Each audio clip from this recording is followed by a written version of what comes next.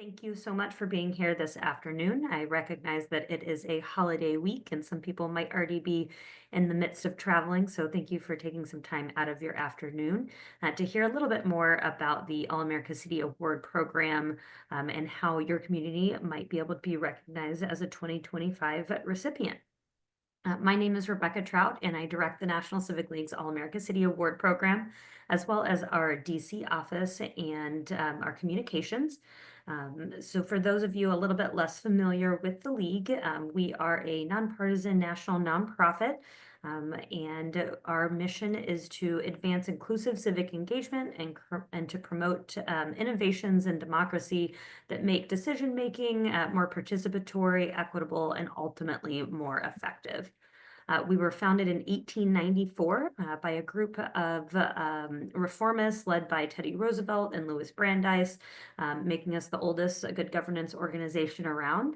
We championed many of the 20th century democracy innovations that are commonplace now, such as the city manager form of government, the model city charter, and sort of the public meetings, how we know them today. Today, we maintain the Model City Charter. Of course, we host the All-America City Award. We publish the National Civic Review, but mostly we support an extensive national network of local appointed official and elected and unofficial civic leaders. And then our Center for Democracy Innovation really works with public officials from across the US and even abroad to really understand, test, and disseminate sort of our next generation of civic innovations, which have the potential to make sort of local democracy more participatory and all of those good things. Many of those innovations that team is unearthing and spreading and scaling end up showing up in our All-America City Award applications. Some of which were featured last year in our 2024 All-America Cities. Everyone that you see on your screen right here, they were in your shoes exactly a year ago. So these are our winners from 2024. They were focused on strengthening local democracy through action and innovation. They went through the process of writing that written application, being named one of 20 finalists, ultimately joining us in Denver for the event, and then being named by our jury as one of 10 winners. So really want to do a sort of final shout out to our 2024 winners. They were a great batch, and we made some great connections with those communities and have shared so many wonderful ideas of their work through our network. So big congratulations to those 2024 winning communities, and hope this is a little bit aspirational as you begin. You're at the very beginning of your All-America City Award journey. Today, we're going to be hearing from 3 of those winning communities. First up, we will be hearing from Roanoke, Virginia. Roanoke is a longtime All-America City. They've won the award, I believe, 8 times now, as well as they were our inaugural Hall of Fame award winner. So they are a really good encapsulation of what it means to be an All-America City. Then we'll be hearing from our largest participant of 2024, Seattle, Washington. They brought a small but mighty group to be with us in Denver and share the wonderful work that they're doing there in Seattle to make their community more equitable and inclusive for all of their residents. And then last but not least, we will be joined by Lamarck, Texas. They've quickly become some of our closest friends. They brought a huge team to join us in Denver. They brought the spirit, brought the energy, and you're going to be hearing from Cesar Garcia from their delegation to talk about their experience and their tips for becoming a finalist and ultimately a winner. Before we really dive into the meat of today's presentation, I just wanted to go over a couple of housekeeping rules. We're going to go over a lot of information today, but please do not feel like you need to take notes feverishly. Of course, you are welcome to. However, we are recording today's webinar. The recording, as well as these slides and everyone's contact information, will be shared out to you in a post-webinar email that we'll send either today or early tomorrow, so you can revisit this content if anything sort of escapes and you'd like to revisit it. Also, we are asking everyone to remain muted out of respect for your fellow participants and your speakers. We will have an opportunity for Q&A at the very end. So if a question comes down, feel free to put it in the chat. We'll answer it at the end, and then we'll have an opportunity to unmute and have more of a conversation and answer your questions at the very end. All right, so I'm going to go ahead and get us started. This will be kind of just, we'll do a couple of things today. We'll give you a very broad overview of the All-America City Award, how it started, the benefits to it, and then we'll go over the process. So the application, the components of that application, the criteria that those are judged by, and then all the way through the preparation for the event and how the jury selects those winners. And then we'll finish up by hearing from our 2024 communities who are fresh off of their experience and can probably offer you the most valuable information.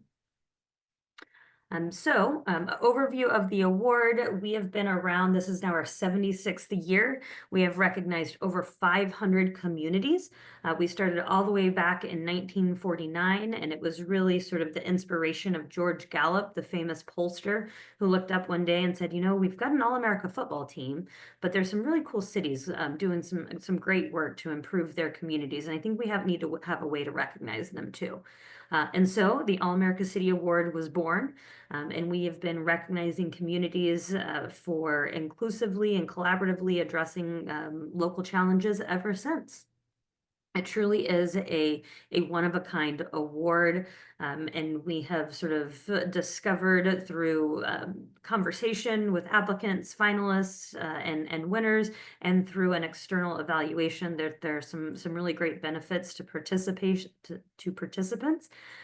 First and foremost, communities leave with just sort of an increased amount of pride and collaboration within their communities themselves. It sort of reinvigorates that civic spark. A lot of communities will end up hearing ideas from other finalists at the award and be sort of motivated to do even more when they come back to their community.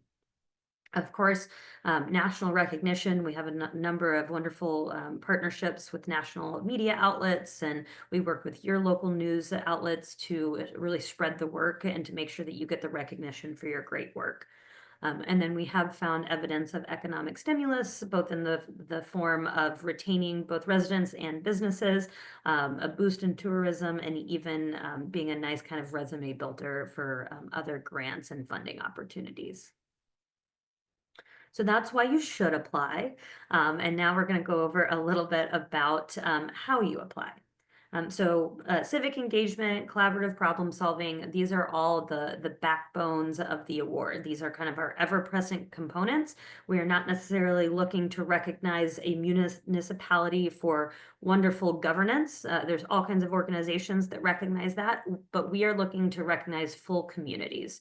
We're looking to recognize communities that are addressing the local challenges and seizing on opportunities in a collaborative nature by involving residents and business community and schools and nonprofits and the faith community to really kind of bring together the people power to address these problems. And so with that, we have a different theme each year. So collaborative problem solving, civic engagement, those are the backbone. That's how we want you to be solving X challenge. And then our theme is the X. Last year it was democracy. The year before that, it was health and well-being and youth engagement. And this year we're focused on recognizing communities that are strengthening environmental sustainability to improve the resilience of communities in the face of climate challenges and disaster preparedness. So we've got sort of a number of potential projects that might be featured in your application. This, of course, is not an all-encompassing or exhaustive list. These are just a few ideas that you might consider, including in that application, things like using tech to enhance your sustainability efforts, community forums to increase the knowledge level of disaster preparedness, campaigns that encourage people to bike or walk more as opposed to driving. Those are just a few ideas. Of course, there will be others that fall into this. One key thing to keep in mind with the All-America City Award and the application is that one, the application is made up of multiple parts that we'll go over it here in a second. Two, one of those parts are your three projects, and three, only one of those projects needs to be about the theme. So while we are focused on environmental sustainability, as long as you're doing sort of one program, project, department focusing on that, you can include that as one project and then have your other projects be about anything else, as long as it is community driven and includes a lot of collaboration and engagement with citizens and stakeholders. All right. Moving on, I'll talk to you a little bit about the process and sort of our deadlines. We have this monthly webinar series. November's looks a little bit different because we're actually focused on the All-America City Award process. But typically, our monthly webinars really are about promising practices within communities, ideas, resources, programs that communities are doing that we think, hey, we need to share this out so that other people can learn more and potentially implement it in their community.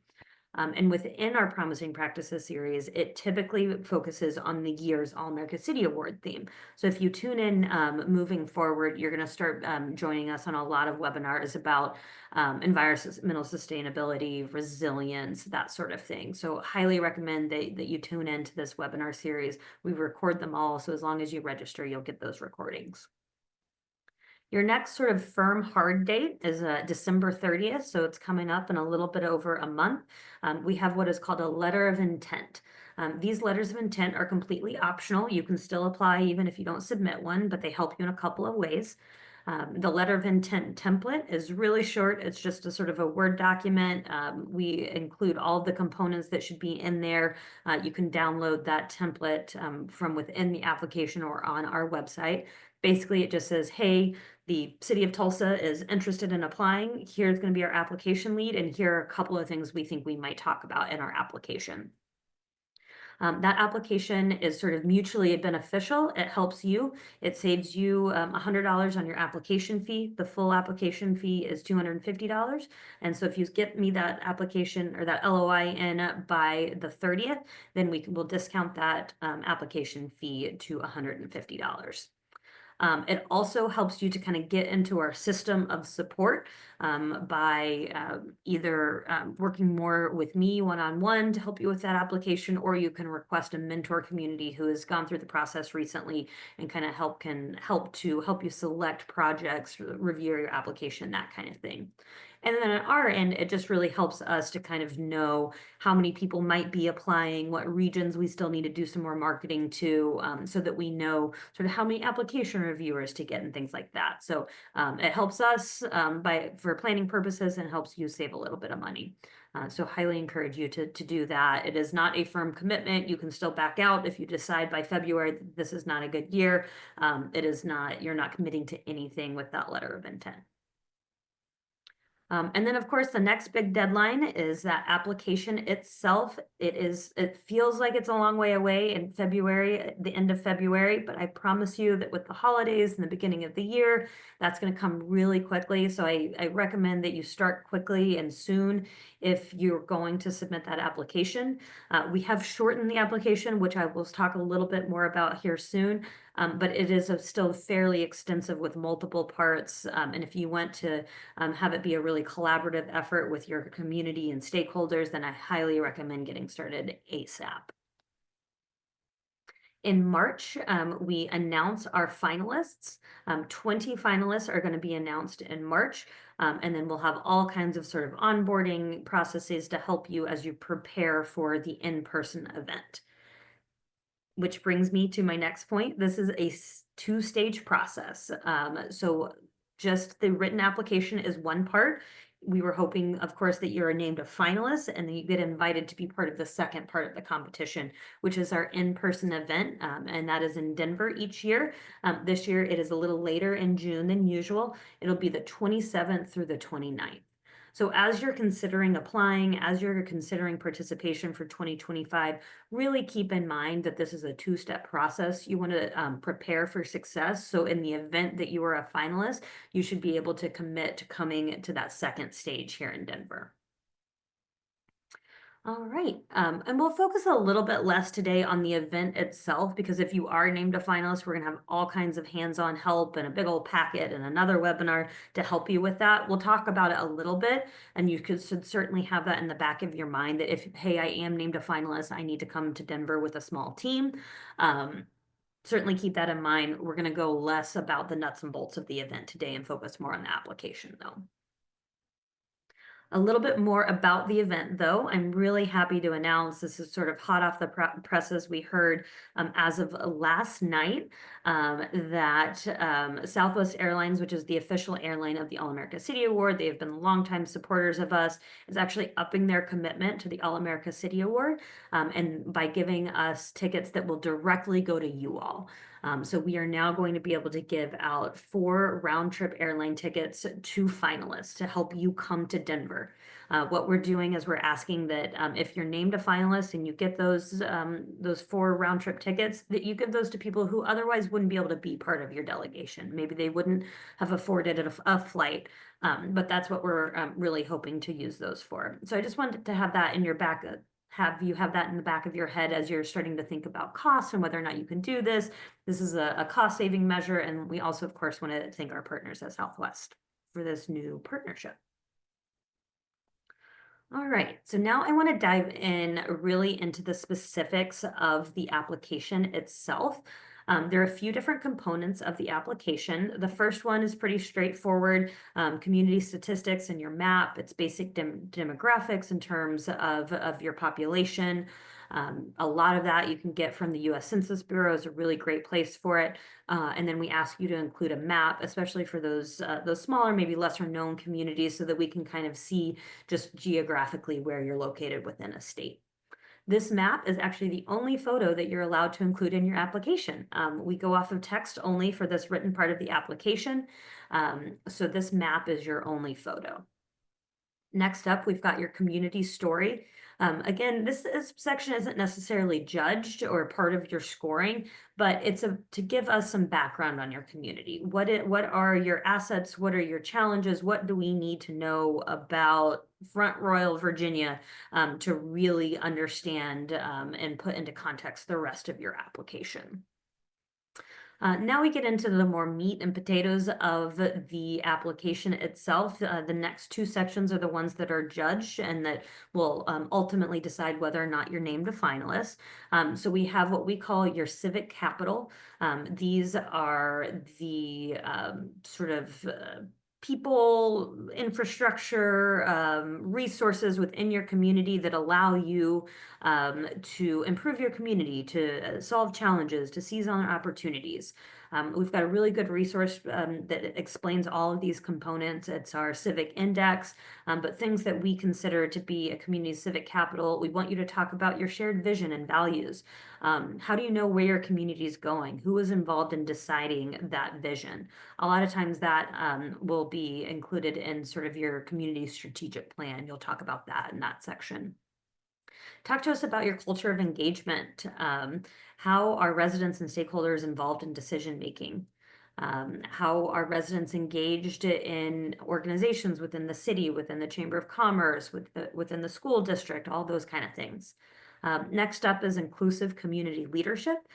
So is your council or your city leadership representative of your larger community? Are there leadership avenues outside of official channels that people can kind of skill up their capacity to become leaders? Are you considering the diversity, equity, and inclusion of your community? Are decisions made thinking about how this is going to affect all within a community? Do you have ways to not only speak to your community, but to hear from them? Is there a feedback loop? Are you constantly sort of in communication with your residents and your stakeholders? And last but not least, are your institutions collaborating with one another? Does the city know what the school is doing, knows what the Chamber of Commerce is doing, and how are those relationships managed, and how do you all work in concert? And then last but not least, we have your 3 projects or programs. And again, only one of these projects or programs needs to be focused on the year's theme, which again is strengthening environmental sustainability through inclusive community engagement. And then the other 2 projects, they can certainly all be climate related if you'd like, or environmental sustainability related, but they can be about something else as long as it's resident driven and inclusive and collaborative. All right, so those are the application components. Now I'm going to talk a little bit about your projects. So you're going to talk to us about 3 projects or programs, and this is where we've switched it up and we've actually shortened the application a little bit.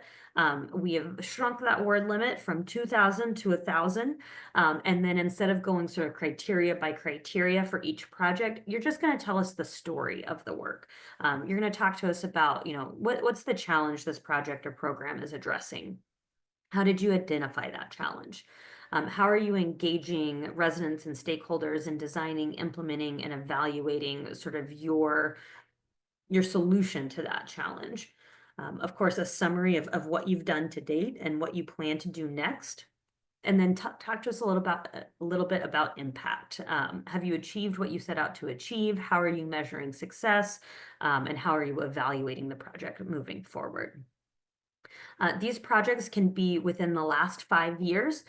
Some will be completely finished and have all kinds of data and a nice little, bow on top and all finished. Some will be in the middle of sort of implementation, and others might be at the very beginning, the planning stages. We will accept all of those. The ones at the early planning stages, you're going to need to have a lot of evidence of a good process, of good plans for actions and next steps, and give us an idea of what you plan to measure and what success will ultimately look like.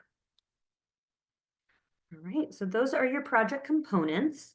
And then the overall application is going to be judged by these criteria. These are detailed, of course, more within your application and within that civic index, which is linked within the application. So this is just sort of a 1,000-foot overview of these criteria, but we want to make sure that this is a shared vision, that this is not sort of one person's pet project, but really a community-wide effort. We want to make sure that people are involved all the way from planning, implementation to involvement, as you've got everyone engaged and involved, that you're thinking about how this is going to impact everyone within the community, that you're collaborating with maybe partners that are a little bit outside of the box, that you're being creative, both in sort of the idea itself, but also in how you're leveraging your community resources. And then last but not least, there's that impact, that outcome component as well. So that was a lot of information really quick there for you, but I want to talk to you a little bit about my key takeaways for you. Our friends at Roanoke and Seattle and Lamarck will have their own tips and takeaways. I've helped a lot of communities through this process, so these are mine. Start early. Those deadlines seem like they're a long ways away right now, but they are not. It does take a while to get a good application together, so please start early. Be collaborative. Don't just have one assistant to the city manager writing the whole thing. You're going to want to have either multiple departments or multiple community stakeholders either involved in the application writing itself or certainly involved in the review of it. Stay on theme. Remember that one of those projects needs to be focused on environmental sustainability this year. This seems really silly, but follow instructions. This isn't like a sort of unknown process. This isn't a grant application where we're trying to pull one over on you and keep things hidden from you. We put it all out there. We've put the criteria out there. We put exactly how we want the application out there. We give you all kinds of opportunities for help and assistance. So just follow those steps and you're going to be in really good shape. I said this earlier, but prepare for success. Again, this is a 2-step process. If you're named a finalist, we need you to commit to coming to Denver for that second stage. So as you're working on the written application, prepare for what it looks like if you're named a finalist and if you're going to be able to come and join us in Denver. And then last but not least, ask for help. I am here. This is my job. I am not part of the sort of judging or the review committee. I am here solely as a resource to you to help you put your best foot forward. I will answer gritty, detailed questions about what project should be included, about who to involve, if you have a question, please do not hesitate to ask. We can also pair you with a mentor. We have a whole network of over 500 communities that have done this before, who love the program and would be willing to help you. So please do not suffer in silence if anything is unclear, if you need help with something. All right, so that's all from me. We're going to take questions at the very end. Now I'm going to hand it off to Katie from Roanoke, who's going to talk to us about their 2025 All-America City. Awesome. Thank you, Rebecca. Like Rebecca said, my name is Katie Hedrick. I work out of the city manager's office in Roanoke, Virginia. We are in Southwest Virginia. We have a population of right about 100,000 people.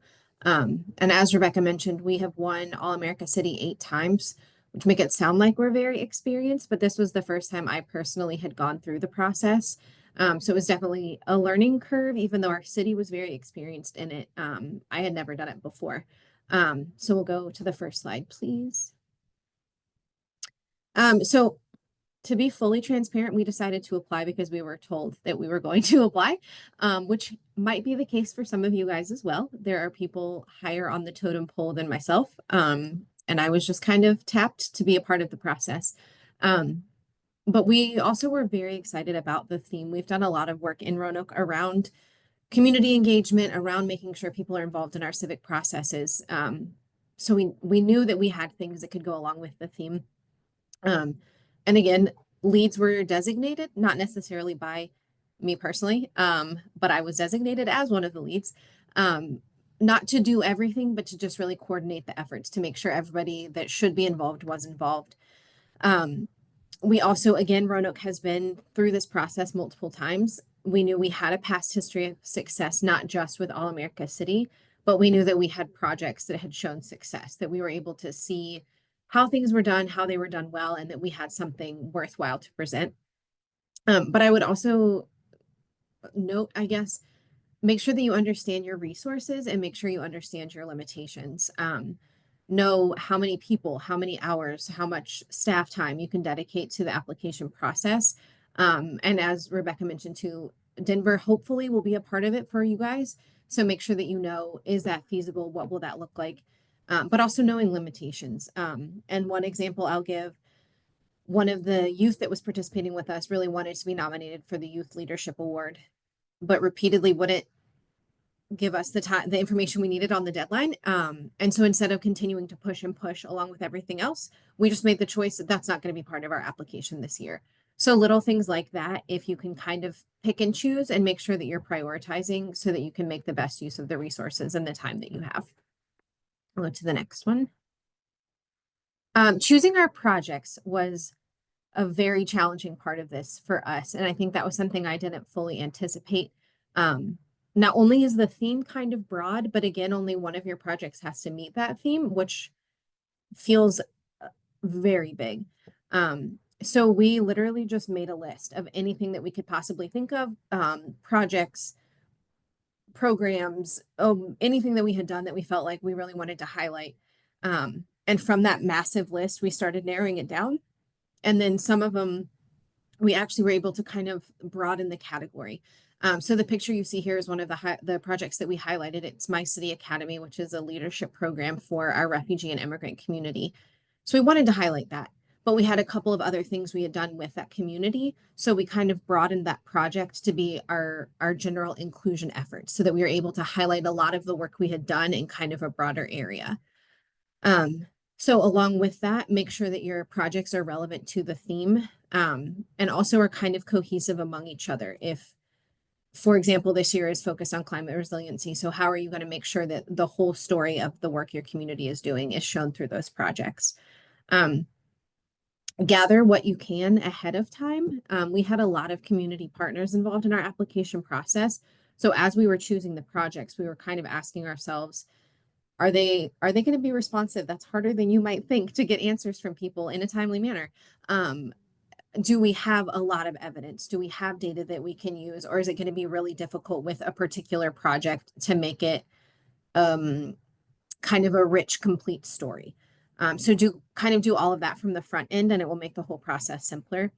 And similarly, we have some key partners that have worked with us here that we really, really wanted to highlight, some nonprofits, some community-based organizations, some individuals. So as we were narrowing down our list of projects, we thought through who has helped us, who do we really want to make sure that we can spotlight, and that kind of guided the way that we chose our projects as well. We'll go to the next one. Thank you. Writing the application. I feel like I can scrap all of this now because you guys only have half the amount of work that we had to do last year, which I'm a little bit jealous of. But leverage the information that you already had. Again, for Roanoke, we had previous applications that we were able to look back at, especially around the civic capital. A lot of our demographic information and data was pretty much the same. So we're able to use that information. There are a ton of previous applicants that are available, like Rebecca said. If you have other cities that you can kind of work with and look through that, but look through reports of projects, just take the information that you have and leverage that instead of redoing work if at all possible. Use statistics. Obviously, those are, I was going to say that, Rebecca, but I couldn't remember for sure if applications are on the website or not. You can also use the applications available on the All American City website. So utilize statistics, those tell a really strong story. But especially when you're only reading it on paper, I think the story behind it is so much more compelling. And 1,000 words is not as much as it may seem at first. So we kind of took the idea of put in everything absolutely vital first, and then go back and add additional information if you still have room kind of in the word count. And this worked for us. It may not work for everyone, but we assigned a small group to write, which was actually just 2 of us. And we kind of split up the application. You know, you do this part, I'll do this part. We wrote our pieces and then we switched and we reviewed what the person had written. We edited, we changed out what we felt like we needed to. And then we made sure that anyone that was involved, all of our outside organizations, other departments, all of that had an opportunity to review the application before we submitted it. The other thing that we did, because I know you guys all work in local government and life gets very busy and it's hard to make time, we would literally do calendar blocks of 2 hours of time every couple of weeks or so. And we would just shut ourselves in a conference room with some coffee and work on the application. And that really helped us. And the other thing that helped was having our own set of timelines of, okay, we're going to have part A done by this date, and then we'll be able to switch and review with our partners. The time goes quickly and your schedule will fill up very quickly if you're not really intentional about setting aside that time. So that was something that worked really well for us. And then also be honest about your community's strengths and challenges. I think it's very easy when you're writing an award application to show off your strengths, and that's really important. That's definitely part of it. But I know for us, a lot of our strengths have come out with recognizing our weaknesses. So the photo on the slide is our friend Henrietta. Henrietta Lacks was born in Roanoke, and we recently renamed a plaza in her honor. And we have this statue here. And the reason that we did that is because we realized how much inequity still existed in our city, how many areas were still under-resourced, how many people still didn't have a voice that should. And so realizing those weaknesses led us to develop this commission that's, you know, helping with equity and empowerment and all of that. So if we hadn't been honest about that weakness, it wouldn't really make sense to talk about this project we had done and the strengths that came out of it.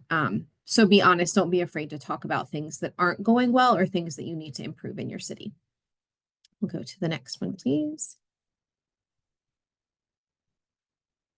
So preparing for Denver, it was always kind of in the back of our mind, but hopefully, again, it will be a part of what you guys do. My first suggestion is always food. So when we started preparing with our delegation, we tried to create kind of lunchtime meetings. So we always provided food, whether it was pizza, Chick-fil-A, whatever. It kind of de-stresses everyone. And I think it's also just a really small way to acknowledge the time that people are bringing into this. We also, from the very beginning, set clear expectations. If you're willing to be a part of this delegation, this is what we're expecting of you in terms of time commitment, in terms of working on the presentation, all of those pieces of it.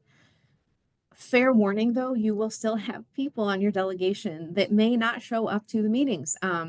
Some of them may be from the highest levels of your organization, and you still have to like hold their hand and bring them to the places that they're supposed to go. So keep that in mind too. and you probably won't feel ready when you leave. Um, there's so much work that goes into it, but there's still that thought of like, well, what if we didn't do enough? What if we haven't prepared well enough? So I would say two things about that. First of all, once you get to Denver, there's still a lot of time. There are dedicated rehearsal times. There are spaces available to practice as a small group. And at the end of the day, you guys are the experts on your communities and on the projects that you're presenting, and you have all of that information. So take it as an opportunity, really, just to celebrate the success of your community in the projects and also in reaching that level of the competition. So keep all of those things in mind. It is as fun and as difficult to describe as everyone says, but it was a really, really good experience for us.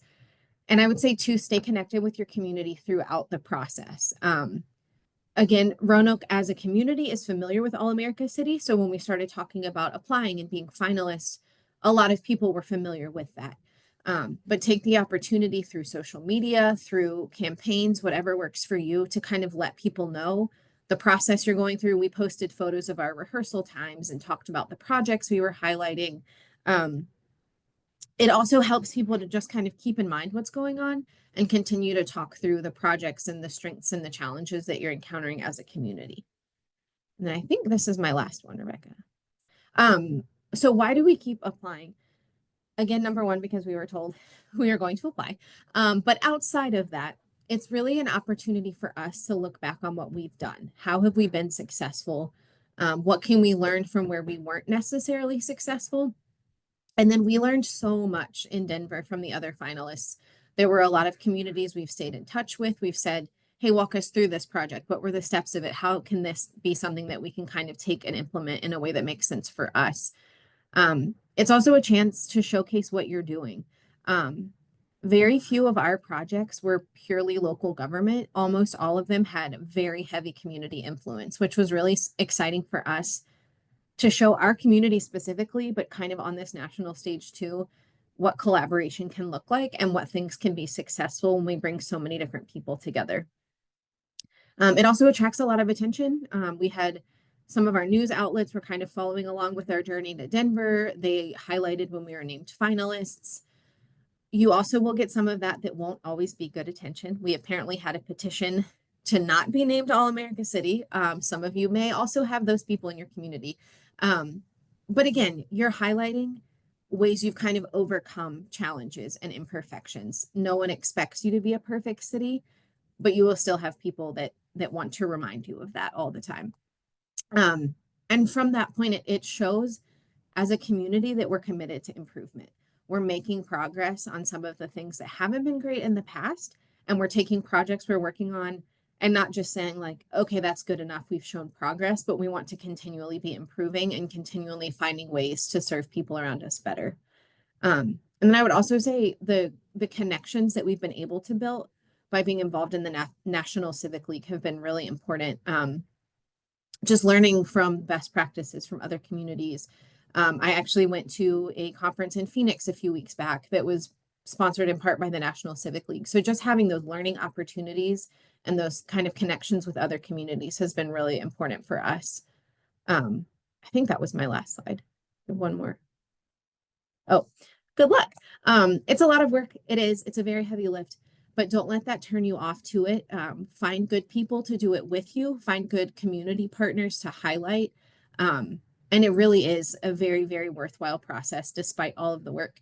I am by no means an expert. I've done this exactly one time. But I am more than willing to answer questions if you guys want to get in touch later or have trouble working through application things, whatever the case may be. It was a really rewarding experience for us. So I would highly encourage all of you guys to apply. Thank you so much, Katie. I just wanted to really quickly lift up two things that she mentioned. Probably the most important was her point about being honest about your challenges. I really want to emphasize this is not like a grant application where you only want to put the rosiest parts of your community forward. The All America City Award is about not recognizing perfection, but improvement. And so we can't recognize improvement if you don't let us know where you're coming from. Also, it really the jury and the application reviewers, they know this stuff. They know no community comes through without any inequity or any parts of the community who have been overlooked. So if you're not honest, it is very telling. So you're going to actually be doing yourself more of a favor if you're, put yourself forward, warts and all, and then show us exactly how you're addressing that and the achievements that you've been able to make in spite of those challenges. So that's really important. Just wanted to kind of double click that. And then the other thing is, yes, many of you are in municipalities and government leaders. And I would say like 90% of applications end up being led by the municipality. However, if you don't happen to be part of a government, you can still apply. If you are part of a nonprofit or we've had United Ways take the lead, we've had school districts take the lead. I think we've had a Chamber of Commerce. So while you're going to hear from 3 sort of .gov city representatives, don't let that shy away. Any sort of entity within a community can take this up. All right, and with that, I'm going to hand it off to Francesca at the City of Seattle. Thank you, Rebecca. My screen is frozen, so I can't see the slides, but I have my own version, so I'll just go off those. Nice to be here with you all. My name is Francesca Mernan. I use she, her pronouns, and I'm a citizen of the Shawnee Tribe and of the Cherokee Nation. And I work for the City of Seattle in our Department of Neighborhoods. And I provide staff support to a public commission called the Indigenous Advisory Council. And I was a member of the City of Seattle's 2024 All-America City delegation. And if you could move me to the slide number 2. I'll start with just a little bit of context for Seattle. We're an urban city of over 750,000 residents, and we have over 40 city departments and more than 13,000 employees. And the Department of Neighborhoods itself was created in 1991 to support civic engagement, connecting communities and local government. We had been named an All-America City in the past, but for everyone on the project team, similar to Katie, we were new to the process and new to the word itself. So it was a bit of learning and relearning for our team. And Department of Neighborhoods was designated the lead for the City of Seattle in designing our application and completing the project. And that was really chosen because of the theme that we had, but we were working across city departments to really create what we call the One Seattle vision. If you can move us to slide 2, I've just pulled in a few quotes, slide 3, from the folks that participated in this work. So our application itself featured many community partners, as well as many city departments, but all led by specifically our Department of Neighborhoods. And I think one of our overarching takeaways is that this made the intentional work of engaging with our underrepresented communities in Seattle very visible and closer to achieving that One Seattle vision, which for us just means bringing our departments and our communities together, working towards the common good. And when, I know a few of us worked on the application, and when we looked at a lot of our data and when we thought about what other people know about Seattle or think about Seattle, we wanted to tell some of those stories that were tucked away in the corners of our community that were maybe a little less visible from that data set, that might show a lot of rapid growth in the last decade, a lot of tech industry, coffee, some of the things that you might be familiar with about our community. We wanted to pull back the curtain a little bit. And one of our future projects was the project that I work on, the Indigenous Advisory Council. So we looked at that. Less than 1% of people in our community are American Indian Alaska Native, and we said there's a story there. And so we dove in deeply to say, how are we engaging our Indigenous communities and local government, our tribal nations, our urban Indian organizations, and our Native residents? And so we started to build the project around that. And then we started to bring in our other communities of color, our immigrant and refugee communities, through our community liaisons program. And so we began picking these projects and starting to build our application around that. Next slide, please. So we carefully reviewed the theme and strategized with our community partners to find what would be meaningful to share. And it was challenging to you have some quantitative data, and in a lot of the civic engagement work we do, we find it difficult to find quantitative data that makes a lot of sense. We're counting things like the number of meetings we had, the number of engagements, the number of people that participated in an event. And so a lot of it, we really had to pair with the qualitative data as well to tell that story. And so our application itself really looked at, what's the challenge that we saw? How did we take action to address that challenge? and then showing any level of impact we could. And for some of our programs were longstanding legacy programs of the department. So we had, 15, 20 years of information to look back on and have a better understanding of how it has changed the way we engage our residents. And other projects, like the project that I was working on, had only been around for about a year and a half. So a lot of it was that process oriented, like Rebecca mentioned. What was the process like of standing up a new public commission, of engaging Indigenous people in local government through a new way? And we really leaned into the iterative process, which I think I'll mention a couple times, is that we had to keep going back and refining and editing, sharing our information with each other. If many of you are with friends and family this week, you might experience that challenge of how do I share what I do in a quick snippet? And so we kind of practice that elevator speech of whittling down what it is that we're doing, and why it's meaningful in a very succinct way. And then most importantly, we continued to engage with the National Civic League over and over again, asking those questions, taking advantage of those opportunities, to hear from other applicants, past awardees, past people who have competed, watching the old videos. All of those things really helped us understand how we could be talking about our community. And next slide. I just pulled in a couple quotes from other people from our project team about what the process meant for them. So one of our leads on the application, she shared the process of developing this application helped me understand our department's role at the city as the holder of our commitment to growing our region's civic capital. And that concept of the Civic Capital Index has given us a way to encapsulate what we do and why it matters. It gave us a new language to something that we were already doing. And so we really appreciated the National Civic League for that. Next slide. The work group and the project management, it was for the application process, but also after, when we had made it to that second stage. Folks have already mentioned, so I won't dwell, but roles and responsibilities are really often frequent, and continuing to visit and understand what your constraints are and what your budget is. And we only had a project team of 7 that went to Denver, and then probably 15 to 20 people who engaged outside of that in developing the application, reviewing and participating at other levels. And again, we were recommitting to that iterative process continuously to refine our work. Next slide. For one of the other members of our project team who is new, she shared that participating in the All America City Award gave me a chance to connect more deeply with the origin story of the program that they were managing. It was a powerful reminder of how far we've come, how staff and community members have worked together to recognize gaps and reshape the program to meet new and emerging needs. Sharing that story made me reflect on our role in continuing to evolve the program, breaking down barriers, and empowering underrepresented communities with the tools they need to access local government and drive the changes they want to see. So many people had people shifted around throughout the process. So some people were newer to programs, and it allowed them that deep dive. They were doing the work every day in our community, but maybe didn't know the origin story or the history of the work. And through this process of applying and competing, we as staff also got to dig deeper into that work. Next slide. I won't dwell too long on the competition, but this was important to understand and embrace the reality of being a smaller team, a large city with a small representation, and how we were going to show up in that space and be authentic to our city and our communities. So we leveraged the video component to be able to bring community members into the room that weren't able to be with us that weekend.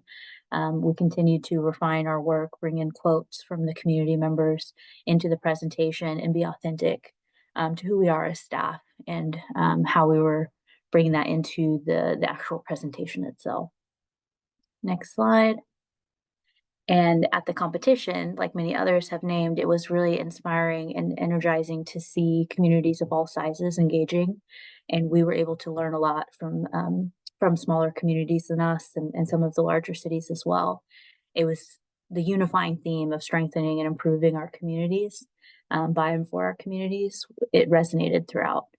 So we had a great time participating throughout the weekend of events, and watching other people's competitions as well.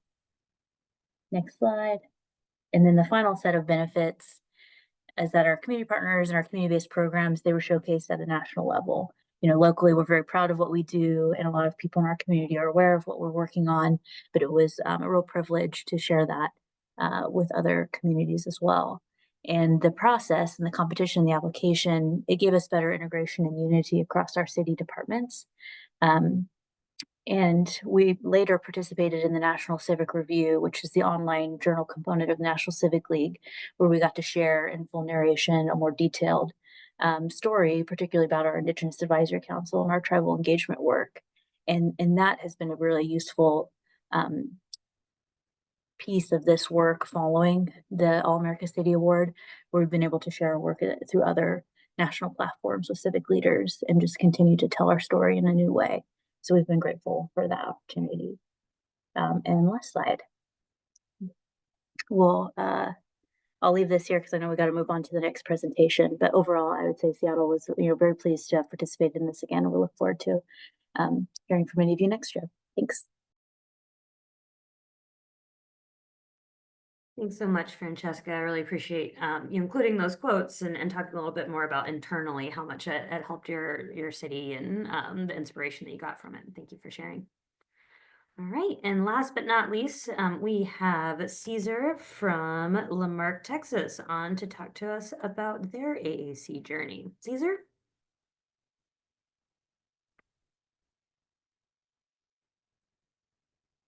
Caesar, I think you're on mute. It would help if I unmuted myself. There we go. Hi, everybody. Hope everybody's staying warm wherever you are. Tough act to follow after Katie and Francesca. We were a first-time applicant. We were very excited to be part of the process, and this is a brief synopsis of what it took us to get there. Probably the reason why we're on here is because we're probably brought quite a bit of energy, and also because we're a smaller city, so we can probably relate to a lot of other cities that may be considering to apply. Please do. Please do apply. But next slide, Miss Rebecca. Lamarck, we're tiny. We're about 20,000 residents. Good for us. We are diverse. We're about a third, but we're just a shade over 20,000 residents. In the southeast part of Texas, just south of Houston, about 40 minutes south of Houston. Next slide. Our major three projects that we had was our mayor's Safe City Initiative. Lamarck had a very tough time with crime a few years back, at one point getting to be one of the worst, if not the worst, crime rate in the entire state of Texas. We have attacked that with great rigor, and also communicating with our residents was the second one. So we had our Lamarck TV. We had an innovative way of getting in touch with folks. And we really pushed that very hard. And then community engagement, getting feedback from employees. We had, we let the residents decide what we should spend the ARPA funds on, and having workshops, focus groups, but then also having digital surveys that they could complete their feedback on to help us prioritize what we would spend the money on. And they selected public safety infrastructure. It was great to be able to have a voice for our council to be able to follow and support, but also some support to designate exactly the steps that we were going to take. Next slide. This is our team. Very unique situation about this. So we had not done this before. This was our very first time. At the time that we applied, J.B. Pritchett was not our deputy city manager. He was in charge of communications only. He was the department of one. Michaela actually had a workplace injury, so she was not part of the process. Except for right after the application process. Ms. Agata had not been part of the team by the time we were selected. She became a part of the team right after we were selected finalist, as well as Megan, and Kira is the city clerk. So this entire team and myself were kind of the core group of folks that put the trip together. But it was hard because we had to do a lot of communicating in awkward ways. So it was a lot of extra devotion and extra work, but it was so worth it. I highly recommend this experience to everybody. But here's our team and a nucleus of our team. Next slide, please. Planning and practice. We set time up. We made this very selective with who we invited. We knew, in our perspective, we had one shot at this. We knew that this was something that we were going to just make it a very inclusive group that would go to Denver after we were selected as finalists. When we really rehearsed, we made sure that we practiced. We included folks from the community in those practices. So there in some of these pictures, you've got members of our staff, members that went to school here. The young lady in the far right, her stepdad was the city's first mayor. 70 years ago. That's our mayor in the back of that first picture. You have folks that were born and raised in Lamarck. So we knew we had to take a lot of authentic pride with us to really share what the projects were that we were doing. And that's me scratching my head. I was probably looking at the budget or something at that time that stressed me out. Next slide, please. Our send-off, we knew we couldn't take everybody. Our team is much smaller. I heard somebody say they had quite a few employees and quite a few residents. But we included all of our teams in different ways. So whether they were part of the send-off and they sent us off the day that we went to Denver, or they helped us in fundraising efforts or whatever it was. We really made this a community team. So although we took a large delegation, it felt like we had the entire city there. I heard we took probably one of the largest delegations ever, and I'll get to that in just a second. But it was a team effort to keep costs down. We worked with our school board the day we were going. There was a bus. We timed our departure time, so it was not during the time that the school bus was used. So we had a chance between deliveries and pickups and field trips and so forth to use the school bus to get us to the airport. And we made everything. It was very strategic. Plan everything from the heart. I will tell you, this group is very open. They will answer a lot of questions, not just because she's on the call, but Miss Rebecca is amazing, and it is really great about telling you what you can and cannot do, and just answering questions. And her and her team are very prompt with the entire process. Next slide, please. When we got there, when we say takeover, really did take over. So that's me with a bullhorn, which made itself pretty famous, and as well as that hat. I am not a cowboy. I've never worn a cowboy hat except for this experience. I actually had an All-America sticker made that I put on the cowboy hat. But we felt we needed to take our community with us, and no other way could we do that without taking some youth with us. So we went a little bit unconventional. We really fundraised quite a bit, but we wanted to make sure that we made an experience for them as well. These are your future leaders of your city. So we had our actual youth band that decided one of our middle schools come, and we actually got a chance to play at Coors Field in Denver, and we really made the most of it. If you zoom in on that picture, it actually says congratulations, Lamarck, for being a All-America finalist. But we really made it a point to have them perform throughout the city and really take advantage of the trip in general. A lot of folks had never been out of our city. So for that, it was a very eye-opening trip, and some of them said it was life-changing experience for them, as well as some of the adults as well. But our takeover took place from the airport. I mean, we had matching shirts. We really went out of our way to make sure that we represented the community in the way that we thought, and the pride that we had with our project. So that's something that for us, winning was obviously great, but to me, I felt we were winners already with just the way that we represented ourselves. Next slide, please. This is us right after we made our actual presentation.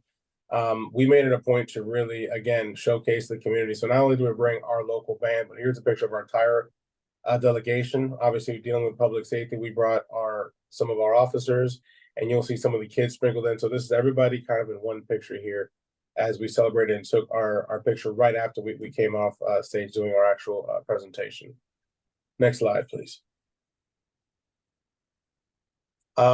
We went a little bit different, since so many people wanted to share support, so many wanted to come. We had to cap it off somewhere. So what we did is we brought a piece of them with us. So this was our leisure lounge to the left. We had that little cornhole board. Actually, one of the national makers of that cornhole board made that for us, and we went out of our way to make it an actual theme that folks could enjoy while they were there. We really wanted to go for the networking and the learning. We learned so much from this experience, being on site and from others. You heard the two great presentations from Roanoke and from Seattle. We learned as much from them as we probably had the opportunity to share with others. The civic fair was absolutely amazing. Next slide, please. The cultural showcase was great. The kids really had a ball doing that. I highly recommend you participating in that. Festival Ideas was one of our favorites because we got a chance to really listen and delve deeper into the ideas of others. I take this as this was a training for us in the fact that we got a chance to learn so much from others and really have a sense of belonging and a sense of pride. So for those of you that have never applied before, or are thinking about applying, this was the absolute best part for us. And participating, hearing about other great cities doing great things, and some things that we've actually tried to mimic in our own city since. Next slide. Presentation, like I said, we rehearsed it. This is us actually on stage. There's different glimpses of what our theme was. Again, we went probably a little bit above and beyond because we were dreamers.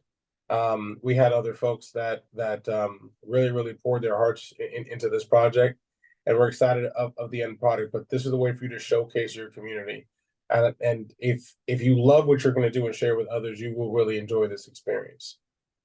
Next slide. There's a lot of other ways to participate. The John Parr Youth Award, we actually have the winner of the John Parr Youth Award.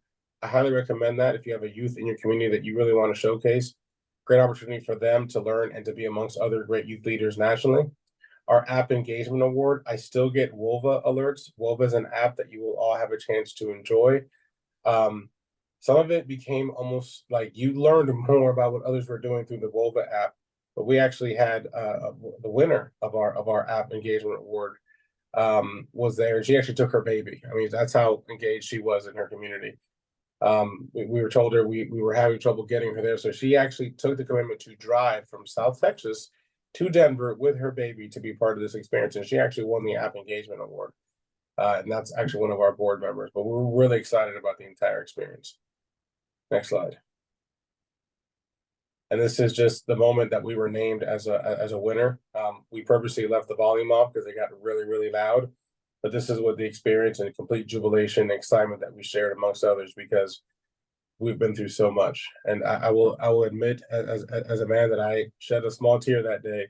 We were very excited to have so many folks there. And I believe that's the last slide. Yes. Oh, this is us after we celebrated. We had our biggest event of the year. We had Doug, who is obviously the CEO of the National Civic League, come out and visit with us. But this was the stage. We announced we had a barbecue cook-off, and this is us announcing that we had the actual that we were named an All-American City. This was our post celebration, and we had this as our annual event. It was great to have the entire community come out, and this is us from the stage before we got some of the next bands up there. Really ignited a sense of pride. Here's one of the banners we got put on top of one of our streets.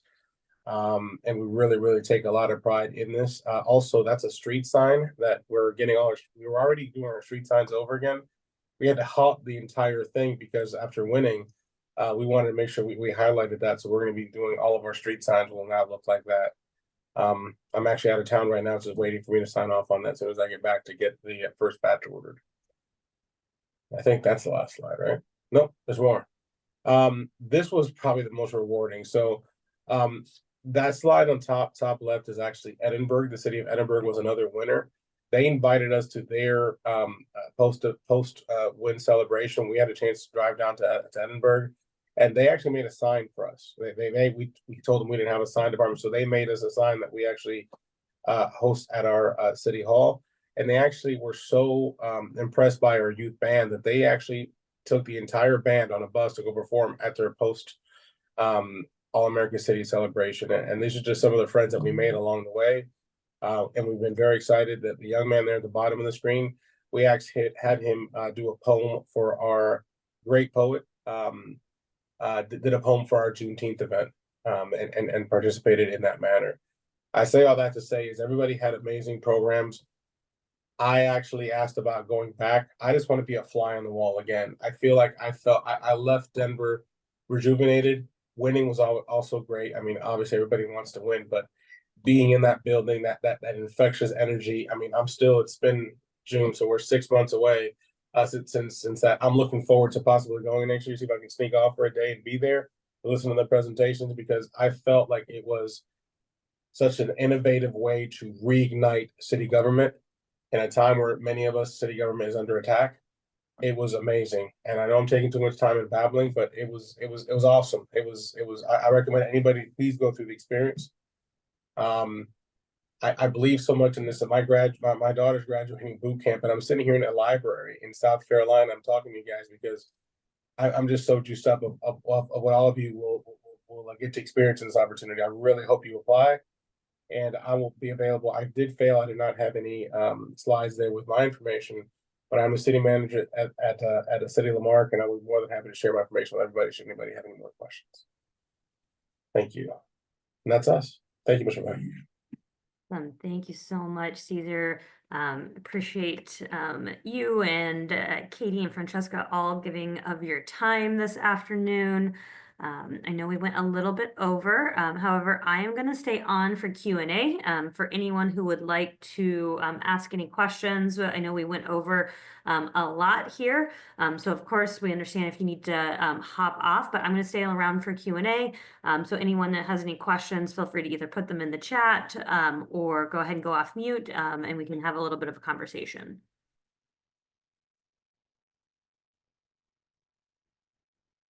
Hi, my name is April. I'm in Memphis, Tennessee. I put a question in the chat for Katie from Roanoke. I was just curious what sort of pushback you got for applying for the All-American Cities designation so that maybe we can anticipate if there might be folks in our city that may oppose it and why.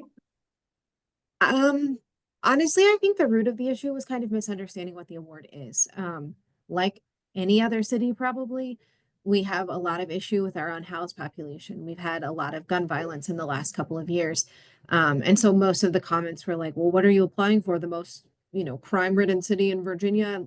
Just those kinds of negative comments that we weren't saying we were perfect. We weren't saying we had everything figured out. But that was primarily what we received. Like, oh, your community engagement is terrible. Why are you applying for this award?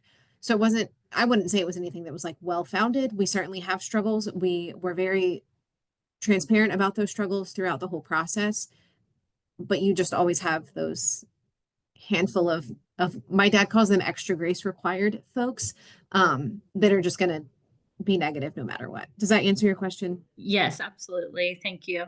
Yeah. Great. And then I have a question here in the chat about fundraising.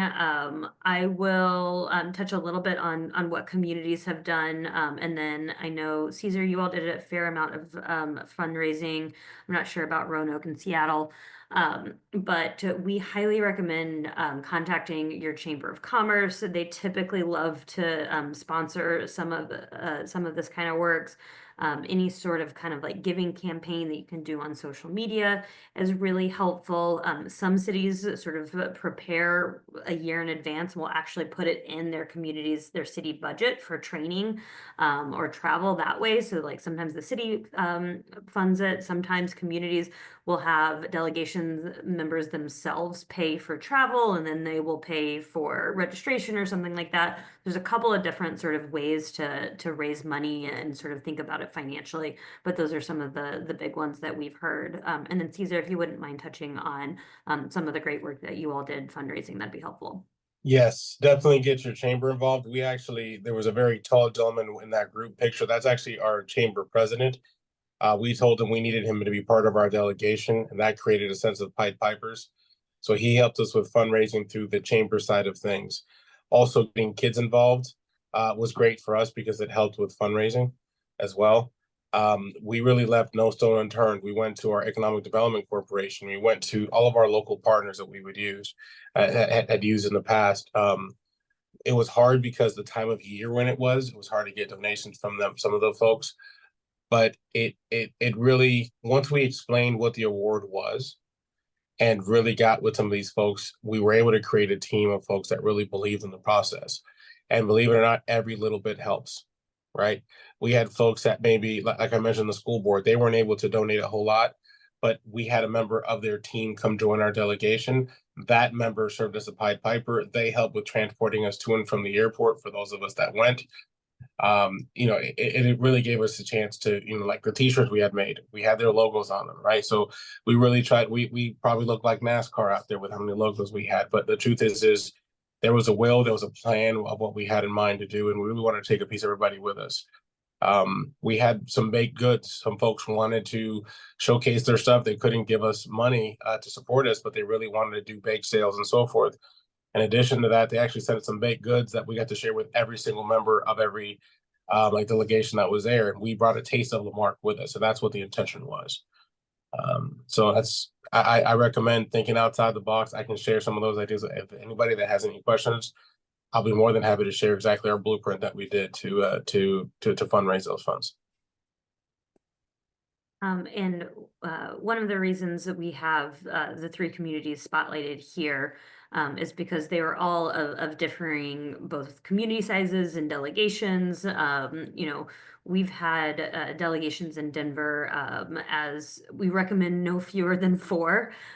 We actually had a 1-person delegation last year, which I don't recommend because it's really hard to show sort of a representativeness of a community with 1 person. However, she did a lovely job and it was kind of cool to see how everyone rallied around her. But that's just to say, you know, you can bring as few as sort of 4 people and be successful, or you can be like Lamarck, do a big fundraising haul and bring as many as, you know, I think you guys were close to 60 people at the end of the day. So it's really about what makes the most sense for your community, and what you're able to fundraise for. Seattle was a larger city, but brought a smaller delegation, and then Roanoke was somewhere in the middle. And then population size, that's another thing that I like to point out. A lot of people think like, oh, well, we're gonna, you know, we're a community of 10,000. We're gonna be up against, you know, Dallas and New York City, and we have very clear judging criteria from both our application reviewers and our jury. Size does not matter. We judge you based on the success of your projects, the process, the engagement, the collaboration. So please don't feel like if you're too small, you're not going to have enough resources or that you're not going to be taken seriously. We had a community of 5,000 when 2 years ago. Up next to, they were competing against New York City, who was a finalist but didn't win. So it really does not matter how many your population size or even your delegation size. Any other questions? Realize we're going over. Again, all of this is going to be emailed out to you. What was the, okay, one more question here. What was the process for selecting projects to feature on the application? Do you all vote amongst the steering committee or the projects selected by the community? Katie chimed in on that a little bit. One of the things that I recommend for that is certainly, you know, you all decide amongst yourselves, either through a voting apparatus or sort of community decision or city decision. But what I recommend is really, once you have that list of, okay, we've got like 10 things we want to talk about, we can only talk about 3. Is 1, do what Katie said, see if you can group them into like an overall umbrella of maybe this is all kind of our equity work, and then you can talk about multiple things within that. And then if that doesn't really work and there's still too many, take a really good look at the criteria and sort of how we're judging these and say, okay, we love this project, but is it really all that innovative compared to the other? We love this project, but are we really being collaborative, or is it mostly city folks that are involved? So really, when you're starting to make those final decision, kind of do a hard look on those criteria, and that can help you narrow down. And then at the end of the day, if you're stuck, that's what we're here for. So if you get a mentor, they can help you with that. You can give me a call at any time of day and we'll get back to you and give you an idea and some advice on what you should do there.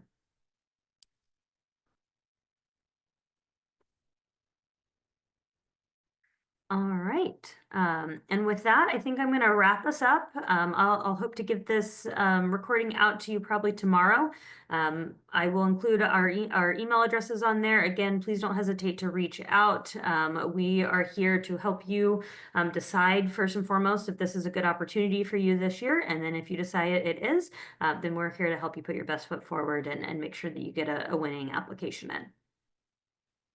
All right. Thank you all so much for being here. Have a good rest of your afternoon and a good holiday week.